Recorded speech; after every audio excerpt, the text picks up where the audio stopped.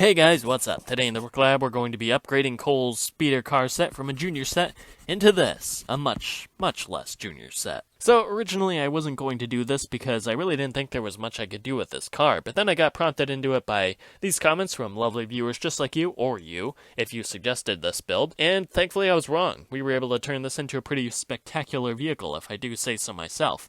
As always, I tried to use as many parts from the original set as I could, but I did have to add in quite a number more, but don't worry, I do have a part list in the description along with a build tutorial coming up later on in the video. I also tried to keep in as many of the features from the original set as possible, like this big hood piece here, which I really love, and these cones in the front here, which I'm not really sure about because in that Avengers Truck Showdown set, those pieces are machine guns, which I really don't think was LEGO's intention here, but if it was, that's pretty cool, kind of a James Bond type aesthetic, and plus you can always just add in some power bursts, and it looks pretty cool if I do say so myself. And if we rotate to the side, we can see a little bit more of the detail here.